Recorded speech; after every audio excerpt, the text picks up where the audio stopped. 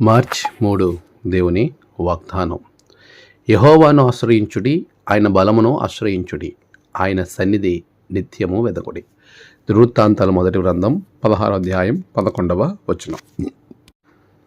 మన ప్రభువైన యేసుక్రీస్తు నామములో మీ అందరికీ ఈ ఉదయం శుభములు తెలియచేయచ్చు ఉన్నాను. ప్రియులారా, దేవుని యొక్క మహాకృపను బట్టి మరొక నూతనమైనటువంటి దినమును మనం కలిగి ప్రభువుని స్తుతించే ధన్యత దేవుడు మనకు దయచేసి ఉన్నారు.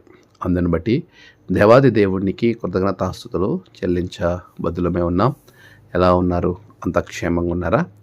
ప్రభు మనకిచ్చిన మరొక నూతన దినమును బట్టి దేవుని నేను స్తుతిస్తున్నాను, గణపరుస్తున్నాను. ప్రభు సన్నిధిలో మనమందరం ప్రభుని ఆరాధించే వారంగా, ఆయనను గణపరిచే వారంగా, ఆయన్ని స్తుతించే వారంగా మనం ఉండాలి. ఇక్కడ చదవబడినటువంటి లేక ఈరోజు దేవుడు మనకిచ్చిన వాగ్దానం వృత్తాంతాల మొదటి గ్రంథం 16వ అధ్యాయాన్ని మనం ఆలోచన చేస్తూ ఉన్నప్పుడు, దేవుని యొక్క మందసాన్ని తీసుకుని వచ్చినటువంటి సందర్భంలో దావీదు దాని కొరకు వేయించిన గుడారమును నడుమున దాన్ని ఉంచి దేవుని సన్నిధి దహన బలులను సమాధాన బలులను అర్పించారు. అలాంటి దేవుని మందసం ఎదుట సేవ చేసి ఆయనను ప్రసిద్ధి చేయుటకు లేవీలను ఏర్పరచడం జరిగింది.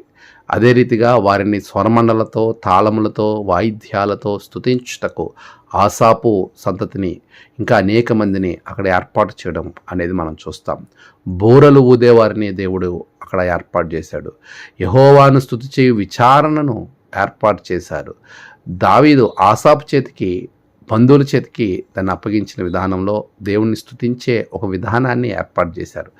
యెహోవా కృతజ్ఞతాస్తుతులు చెల్లించాలి, ఆయన నామమును ప్రకటన చేయాలి, ఆయన కార్యాలు జనములలో చెప్పాలి, ఆయన గురించి పాడాలి, సంభాషణ చేయాలి, ఆయన నామాన్ని అతిశయించాలి అని చెబుతూ యెహోవాను ఆశ్రయించుడి, ఆయన బలమును ఆశ్రయించుడి, ఆయన సన్నిధి నిత్యం వెతుకుడి అనే స్తుతి, కృతజ్ఞతాస్తుతి దేవునికి చెల్లించే విధానాన్ని, స్తుతి విధానాన్ని ఇక్కడ మనకి జ్ఞాపకం చేస్తున్నాడు. స్తుతి చేసేటువంటి గొప్ప విధానంలోనే ఆశీర్వాదం దాగి ఉంది. యెహోవాను ఆశ్రయించే వారికి, ఆయన బలమును ఆశ్రయించే వారికి ఏ మేలు కొదువుగా ఉండదు. నరులను ఆశ్రయించటం కంటే దేవుణ్ణి, యెహోవాను ఆశ్రయించటం మేలు. ఆయన బలాన్ని నమ్ముకోవడం మేలు. ఆయన సన్నిధిని వెతకడం ద్వారా నీకు ఉండే ప్రతి సమస్య తొలగి సంతోషము, సమాధానము దయచేయబడుతుంది. ప్రభు ఈ గొప్ప వాగ్దానం మన జీవితంలో నెరవేర్చబడాలనంటే దేవుని చేత మనం దీవించబడాలి, అనేకులకు ఆశీర్వాదకరంగా దావీదు వలె ఉండాలి అని ఆశపడితే ఆయనను ఆశ్రయించండి, ఆయన బలమును మాత్రమే ఆశ్రయించండి, ఆయన సన్నిధిని నిత్యము వెదకుడి. ఆమేన్. ప్రార్థన. సర్వశక్తిమంతుడా, గొప్ప దేవానికి వందనాలు. గడిచిన కాలం తోడుగున్నారు. మేము నిన్ను స్తుతించే విధానాన్ని మాకు నేర్పినందుకు స్తుతులు. నీ బిడ్డలను దీవించండి. ఈరోజు ప్రయాణాలు, పనులు, తలపెట్టిన కార్యములన్నిటిలో గొప్ప జయము దయచేయండి. నేడు జన్మదినము, వివాహదినము, ఆయా విశేష దినములు జరుపుకుంటున్న బిడ్డలను బహుగా దీవించండి. తమ ప్రియులు కోల్పోయి ఆదరణ కొరకు ఎదురు చూస్తున్న బిడ్డలకు ఆదరణ దయచేయండి. దీవెనలతో నింపి మీరే మహిమ, ఘనత, ప్రభావాలు పొందుకునమని యేసు నామమున ప్రార్థించి వేడుకొంచున్నాం తండ్రి. ఆమేన్.